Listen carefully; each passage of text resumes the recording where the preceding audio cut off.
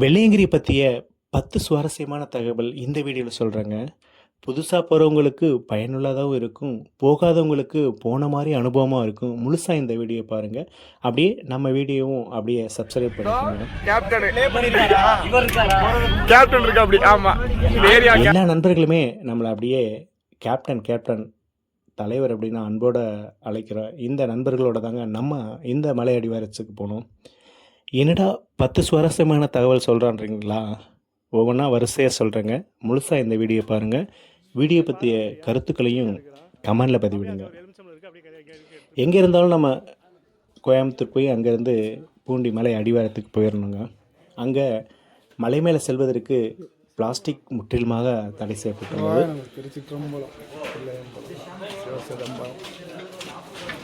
அங்கே அடிவாரத்தில் தன்னாளர்கள் மூலம் நம்ம பேக்லலாம் பிளாஸ்டிக் இருக்கான்னு ஃபஸ்ட்டு செக் பண்ணிடுவாங்க. அங்கே செக்கிங் முடிஞ்சதுக்கப்புறம் அடிவாரத்தில் இருக்க ஈசனம் அப்படியே வணங்கிட்டு மெதுவாக படியேறலாங்க. அந்த 10 தகவல் என்னன்றீங்களா? ஃபஸ்ட்டு கடினமான மலை 1300 படிக்கு மேலே இருக்கும். நீங்கள் அந்த ஸ்டெப்பு ஏறும்போது ஃபஸ்ட்டு ஸ்டெப்பு செகண்ட் ஸ்டெப்பு கொஞ்சம் ஹைட்டாக இருக்கையில் ரொம்ப ஹைட்டாக வைக்காதீங்க. அதாவது ரொம்ப லாங்கில் ஸ்டெப்பு வச்சிங்கன்னா சீக்கிரம் டயர்ட் ஆகிடுவீங்க. அதனால் ஸ்டெப்பை அதிகம் உயர்த்தாமல் மெதுவாக வச்சு நடந்து போனீங்கன்னா கஷ்டமான முதல் மலை நமக்கு ஈஸியாக இருக்கும். அப்படியே நாங்கள் நடந்து போயில ஏத்தாப்பில் பாருங்கள், கையில் லைட்டு படிக்கிறது நெத்தியில் கட்டிக்கிட்டு இருந்தாருங்க.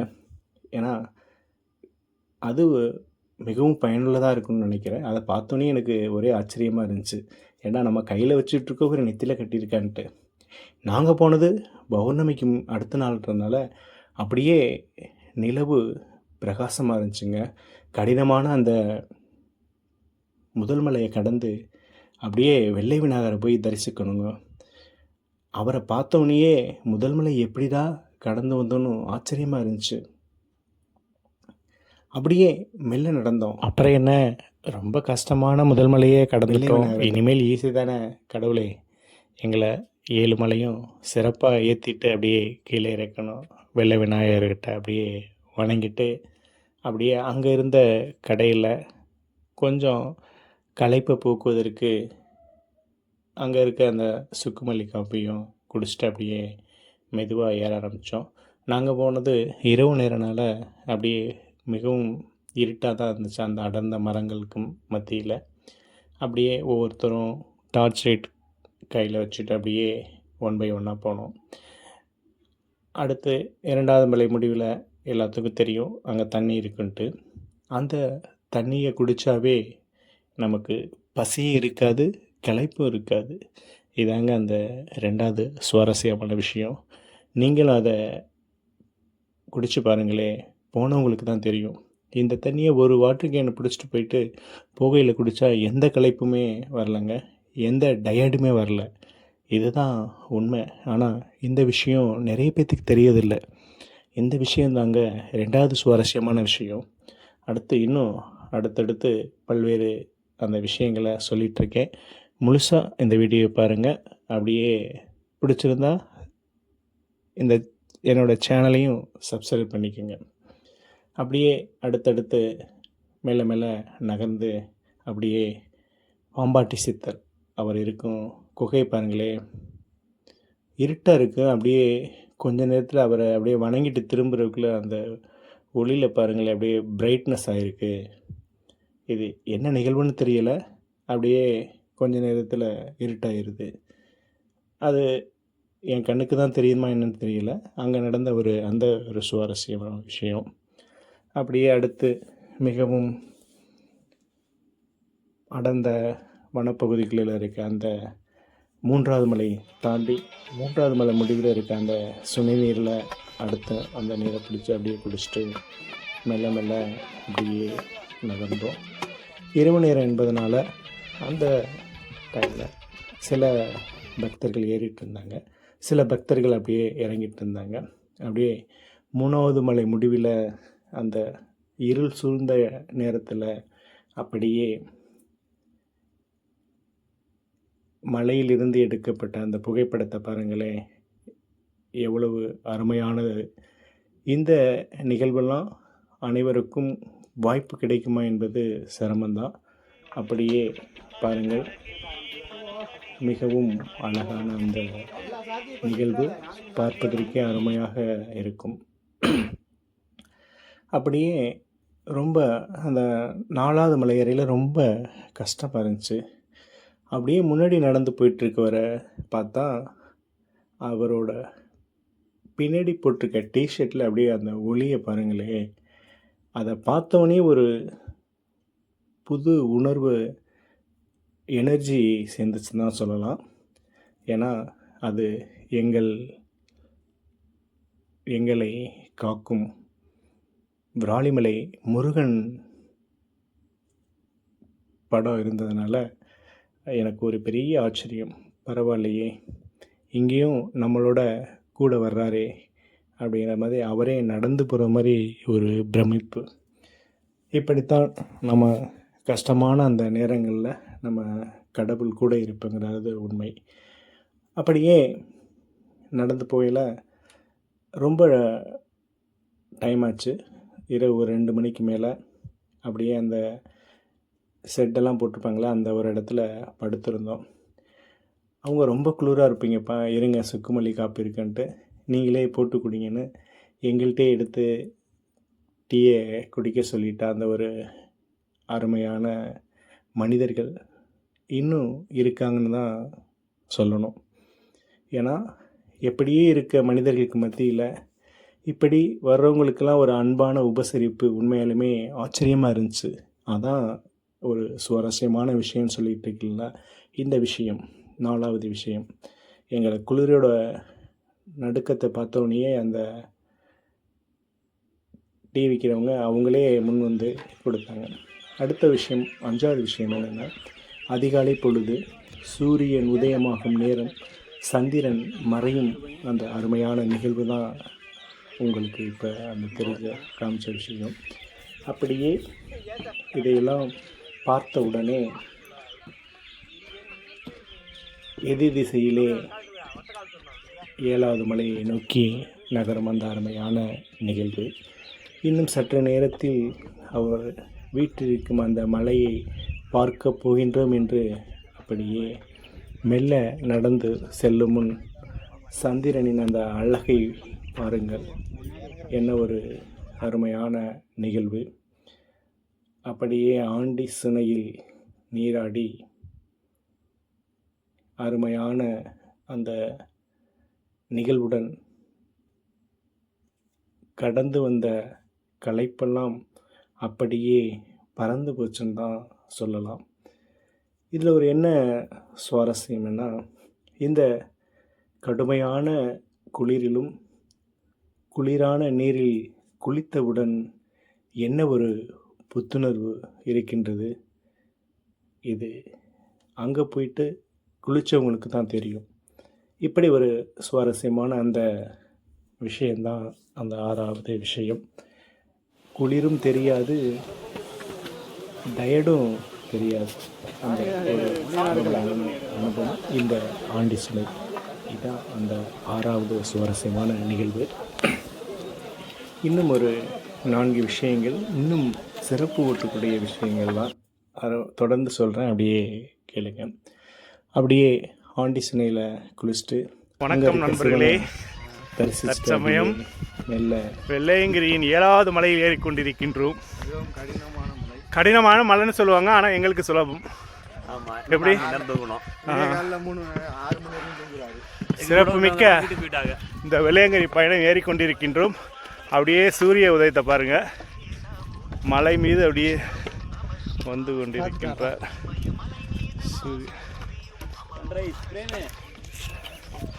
அப்படியே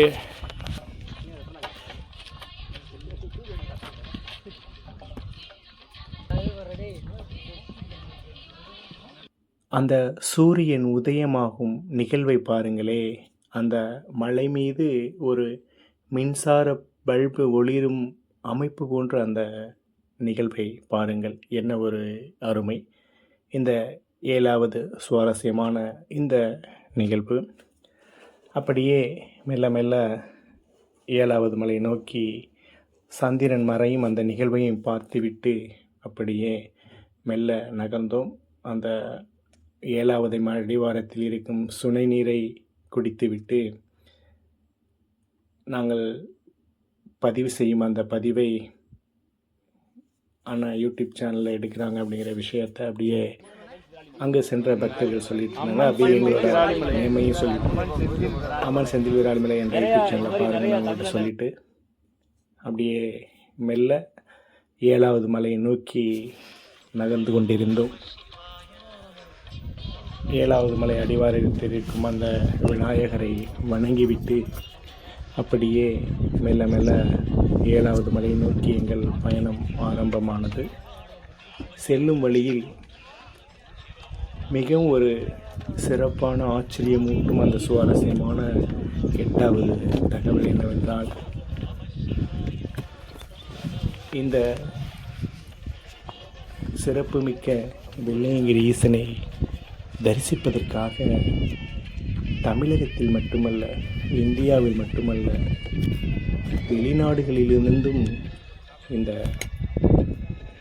வெள்ளையங்கிரி ஈசனை தரிசிக்க வந்திருக்கின்றார்கள் என்றால் ஆச்சரியமான உண்மை. அந்த நிகழ்வை where you from? Hello, namaskaram. Vanakkam. வணக்கம். I'm from Romania. Hi. What? I'm No, going to Sadhguru spot. Sadhguru guided us to, go and visit Sadhguru spot. Sadhguru Shibrama spot. Okay, bye. Where are you from? I'm from Romania. Okay. It's the second time I'm doing this. You only are other friends? Group. Group. Okay, bye. இப்படி ஈசனை தரிசிப்பதற்காக இங்குமல்ல உலக முழுவதும் பக்தர்கள் இருக்கின்றார்கள் என்பதை இந்த காணொளி உங்களுக்கு தெளிவுபடுத்தியிருக்கும். அப்படியே அந்த 7வது மலையில் திருநீர் போன்று இருக்க அமைப்பை பாருங்கள். அருமையான அந்த சுவாரஸ்யமான 9வது தகவல். இப்படி பல்வேறு நிகழ்வுகளையும் அங்கு இருக்கும் அழகையும் ரசித்து கொண்டு அப்படியே கடினமான 7வது மலையை நோக்கி மெல்ல மெல்ல நகர்ந்தோம். காலும் கடுத்தது, மூச்சு வாங்கியது. இறைவா, இன்னும் சற்று நேரத்தில் எங்களுக்கு காட்சி தரு என்ற இயக்கத்தோடு அந்த மலை மீது இருந்த மற்ற பகுதிகளை ரசித்து கொண்டே அப்படியே மெல்ல மெல்ல மூச்சு வாங்க மலை ஏறினோம். மலையிலிருந்து அந்த அழகான காட்சியை படம் பிடித்து கொண்டு மெல்ல மெல்ல நகர்ந்தது. இந்த பதிவு உங்களுக்கு இங்கு சென்றது போன்ற அனுபவம் இருக்கும் நண்பர்களே.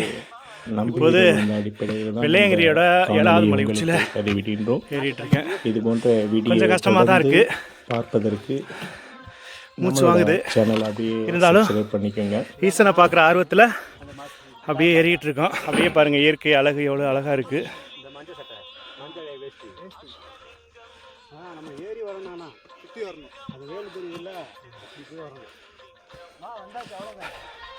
பல மலைகளை கடந்து வந்தாலும் ஈசனை பார்த்தவுடன் அந்த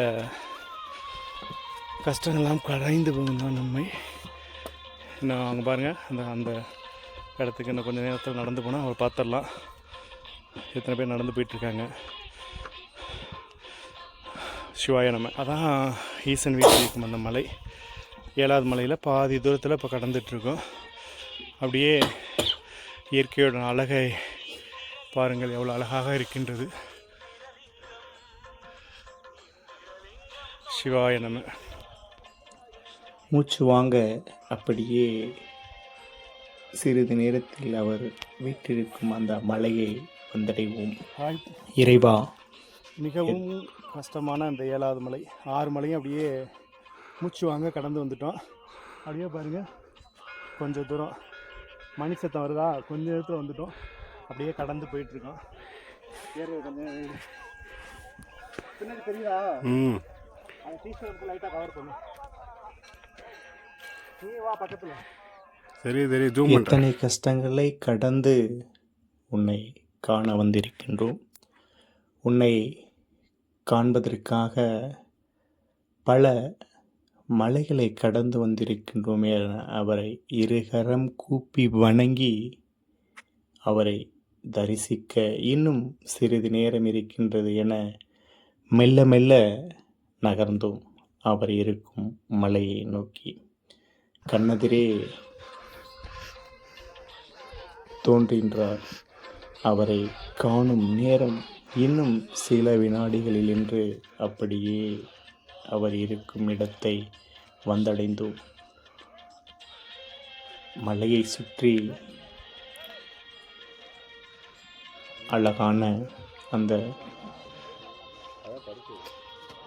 ஈசன் வீற்றிருக்கும் அருமையான அந்த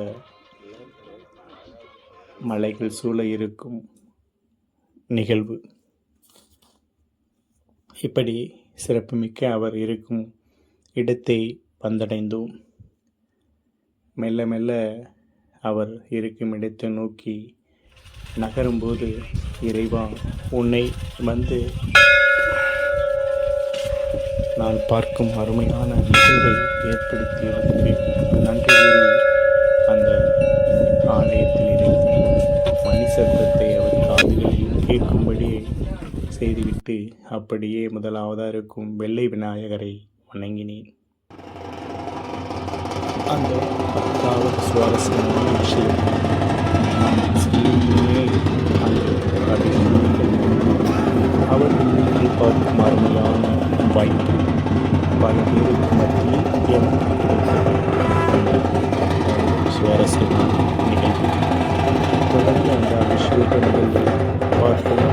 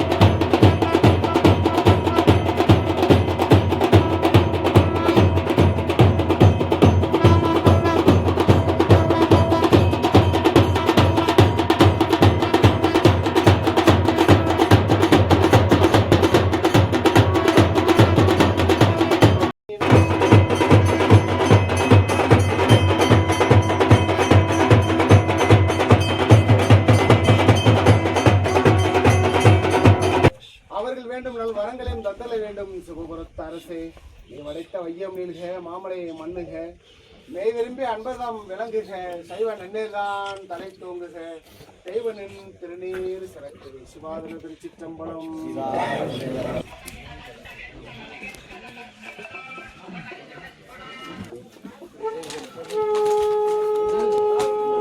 அப்படியே மனமுருக வேண்டி அவரின் அழகை பார்த்தவுடன் அத்தனை கஷ்டங்களும் மறைந்து மனதிற்கு மகிழ்ச்சி தந்தது. அப்படியே கீழிறங்கி கையில் எடுத்து சென்ற உணவை அவர் வீட்டிற்கும் மலை மீது உட்கார்ந்து சாப்பிட்டு அப்படியே கீழிறங்க ஆரம்பித்தோம். அழகான அந்த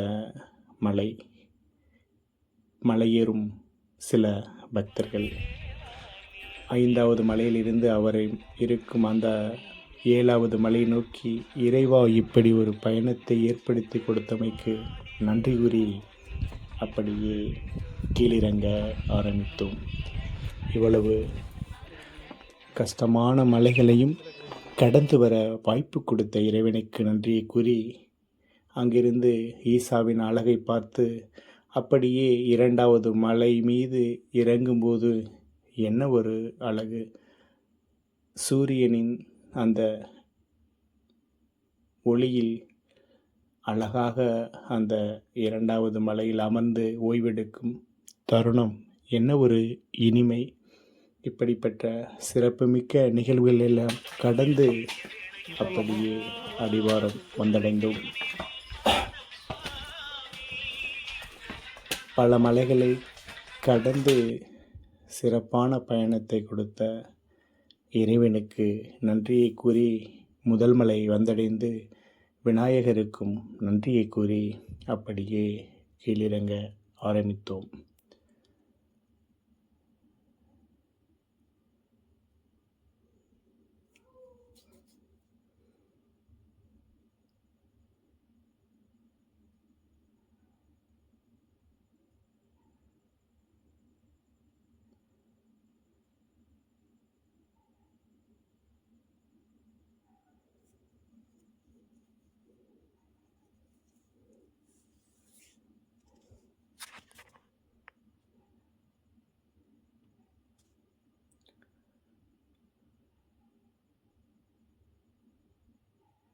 நம்ம 2 கால்களின் பலத்தை விட இதன் பலம் எவ்வளவு என்று ஏறிய பிறகுதான் தெரியும். அப்படி சிறப்புமிக்க இந்த நம் காலோட பலத்தை விட இதன் பலம் அதிகம். அனைவரும் இதை நம்பிதான் ஈசனை தரிசிக்க ஏறுகின்றார்கள். பயணம் இனிதாக அமைந்தது. சிவாய நம, சிவாய நம, சிவாய நம. ஈசனின் பயணம் சிறப்பாக முடிஞ்சு அன்னதான சிறப்பு மிகவும் சிறப்பாக இருந்தது. எல்லாரும் சேர்ந்து சாப்பிட்டு